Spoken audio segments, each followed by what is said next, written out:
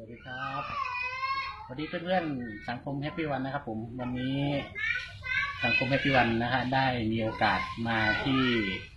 สปป.ลาวแล้วผมมาเยี่ยมเยือนนะสมาชิกของแฮปปี้วันของเราอยู่ในนครหลวงวังจันทร์แล้วก็วันนี้นะได้มีโอกาสมาสัมภาษณ์นะครับผมผู้ที่ใช้ผลิตภัณฑ์เสริมอาหารแฮปปี้วันจริงนะฮะผมแล้วเห็นผลจริงเกี่ยวกับปัญหาสุขภาพทางด้านเกี่ยวกับไวรัสตับอักเสบซีใช่ไหมครับครับสบายดีทั้งสองท่านนะครับผมแนะนำตัวหน่อยครับชื่อวีรกรบ้านสังเกตเมืองสีโคตรตะบงแข่งนครหลวงเวียงจันทร์ครับผมแล้วอันนี้คือลูกชายคนนี้คือเป็นผู้ที่มีปัญหาสุขภาพเรื่องไวรัสตับไวเนาะรัสตับซี่เป็นมากี่ปีนะหมอเขาว่าเป็นดุลแล้วแต่ว่าสุขภาพเราบ่อ่อนเพลียล่ะอาการจะบ่แสดงออกแล้วมาอาการแสดงออกย้อนหลังไปกี่เดือนนะนางนี่กับเล็กปีผู้ดีเลยปีหนึ่งคือตั้งแต่อาการเราสุดหนักเป็นปีหนึ่งแล้วเนาะย้อนหลังขึ้นไป6 เดือน6 เดือนเนาะแล้วทีนี้ก่อนหน้านี้ที่จะมาหู้จากแฮปปี้วันเนี่ยไปกลัวทางไหนมาก่อนบ่กลัวหมอไปหมอแล้วก็ไปหมอบ้านเขาแหละหมอยาขึ้นเมืองว่าสั้นๆก็ไป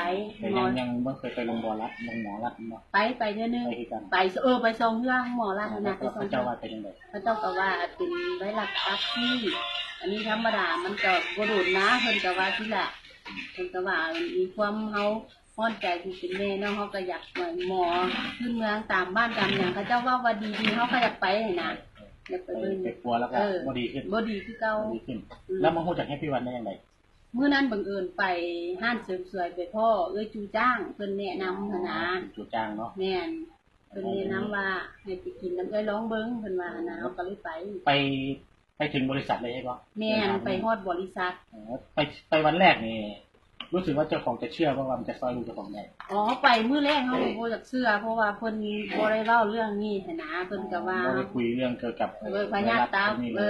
เพิ่นก็จะคุยแต่เรื่องพวกเบาหวานความดันเนาะโรคผู้ยาผู้ยิงไปเนาะแล้วทีนี้ได้เอามาให้ใส่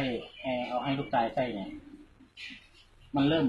ออกอาการเห็นผลว่ามันเป็นในทางที่ดีเนี่ยใช้เวลาจักเดือนนึงก็เห็นผลแล้วเห็นเลยความแตกต่างยังไงแตกต่างว่าแต่ก่อนเราคันหลายเริ่มมาคันน้อยสีก็เริ่มจางไปยังเหลืองอยู่ระดับเดือนตอนนี้เราจะเหลืองกว่านี้วะเหลืองก็นี่แหละเหลืองแล้วท้องบ่ธรรมดาเป็นยังเหลืองตาเหลืองยังคันพร้อมใส่เสื้อผ้าที่บ่ได้เลยบ่ได้ใส่แค่กางเกงตัวเดียวเนี่ยแหละนอนตากพัดลมอย่างเดียวแล้วสมมือเนี่ยตั้งแต่มื้อกินมาจนถึงปัจจุบันเนี่ยใช้เวลาโดนปานใดแล้วอันนั้นเราหายแบบว่าจากเหลืองมัน2 เดือนก็หายแล้วแค่2 เดือนแม่นแต่เฮาสีนี่กลับมาเป็นปกติเป็นคนทั่วไป